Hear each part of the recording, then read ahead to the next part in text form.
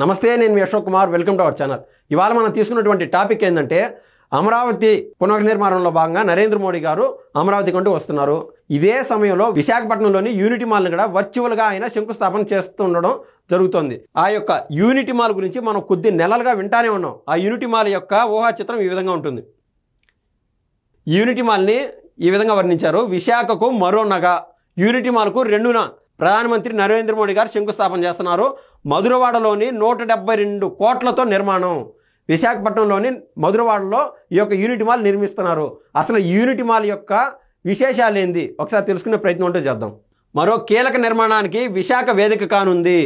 దేశవ్యాప్తంగా చేనేత మరియు హస్తకళలను ప్రోత్సహించేందుకు కేంద్ర ప్రభుత్వం మంజూరు చేసిన యూనిటీ మాల్ను విశాఖలోని మధురవాడలో నిర్మించనున్నారు.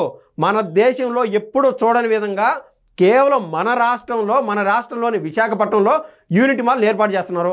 అసలు ఆ యూనిటీ మాల్ యొక్క విశేషాలు ఏంటంటే, ఆ యూనిటీ మాల్లో చేనేత కార్మికుల కోసం చేనేత కళలు తయారు చేసేదానికి, అదేవిధంగా చేతి వృత్తులకు ఉపాధి అవకాశం కల్పించే విధంగా, అదేవిధంగా హస్తకళలను కూడా పెంపొందించే విధంగా ఈ యొక్క యూనిటీ మాల్ను తయారు చేస్తున్నారు.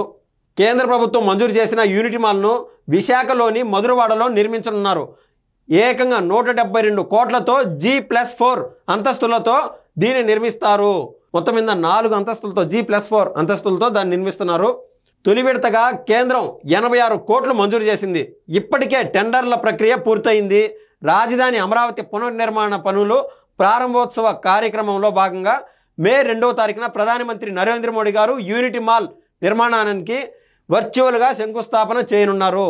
అంటే ఈరోజు మే 2వ తారీఖున అమరావతి పునర్నిర్మాణంలో భాగంగా నరేంద్ర మోడీ గారు అమరావతికి వస్తున్నారు. ఇందులో భాగంగా ఒకేసారి యూనిటీ మాల్ని కూడా ప్రారంభిస్తున్నారు. ఎందుకంటే కేంద్ర ప్రభుత్వం అధికాధికంగా మనం చూస్తే అర్థమవుతుంది, ఏకంగా 172 కోట్ల మేర సాయం చేయడానికి ముందుకు వచ్చింది. అందులో భాగంగా ఏకంగా ఇప్పటికే 86 కోట్లు పనులు ప్రారంభించే విధంగా 86 కోట్లు ఆల్రెడీ మంజూరు చేసినది. ఇప్పుడు ఈ యూనిటీ మాల్ టెండర్ల ప్రక్రియ దశలో ఉంది. ప్రస్తుతానికి 5 ఎకరాల విస్తీర్ణంలో నిర్మాణం. మధురవాడలో రెవెన్యూ గ్రామం పరిధిలోని సర్వే నెంబర్ 426/2లోని 5 ఎకరాల విస్తీర్ణంలో యూనిటీ మాల్ నిర్మాణానికి ప్రభుత్వం ఆమోదం తెలిపింది. మొత్తం 5 ఎకరాల్లో మధురవాడలో ఈ యొక్క యూనిటీ మాల్ను కడుతున్నారు. రిషికొండ బీచ్కు 5 కిలోమీటర్ల దూరంలో కొండ ఏటివాల ప్రాంతంలో సముద్రాన్ని ఆనుకొని నిర్మించనున్నారు. G+4లోని మొదటి 2 అంతస్తుల్లో 62 దుకాణాలను ఏర్పాటు చేయనున్నారు. మనకిక్కడ ఎవరికి ఎన్ని దుకాణాలు కేటాయించే విధంగా మనకి ఇక్కడ ఇచ్చినారు. మొత్తం ఏంటంటే 62 దుకాణాలకు అవకాశం ఉండదు. అక్కడ 62 దుకాణాల్లో మన ఆంధ్రాలోని 26 జిల్లాలకు 26 షాప్స్ పెట్టుకునే విధంగా, మరి ఇతర రాష్ట్రాల్లోనే, ఎందుకంటే ఇది దేశానికి సంబంధించిన మాల్ కాబట్టి కేంద్ర ప్రభుత్వం సహకారం అందిస్తోంది. అందులో భాగంగా 36 మాల్స్ ఇతర రాష్ట్రాలకు ఈ యొక్క యూనిటీ మాల్ని ఇతర రాష్ట్రాలకు కావచ్చు, అదేవిధంగా యూనియన్ టెరిటరీలకు కావచ్చు అవకాశం ఇస్తున్నారు 36 మాల్స్ని. సో మొత్తం మీద 62 షాప్స్ కంటే అవకాశం ఇవ్వడం జరుగుతుంది. దీని మొత్తం విస్తీర్ణం వచ్చి 3.50 లక్షల చదరపు అడుగులు టోటల్.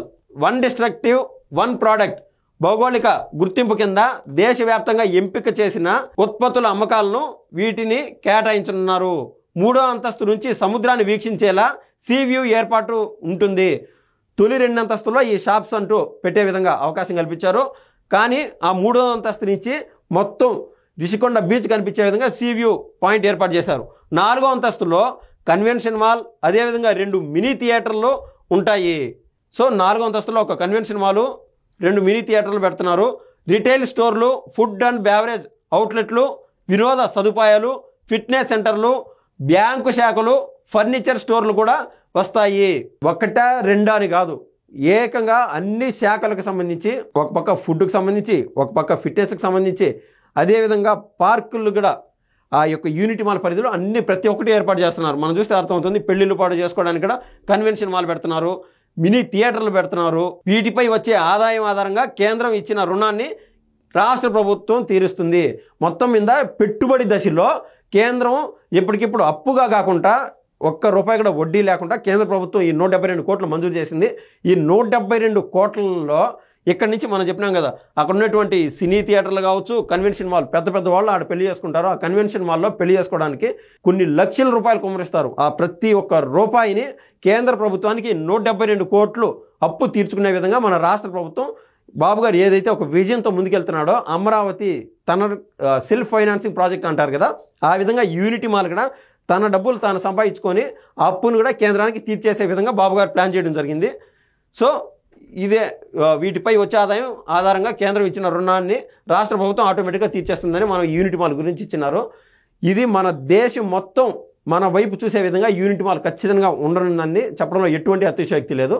ఇది ఇవాళ ముఖ్యమైన విషయం. ధన్యవాదాలండి.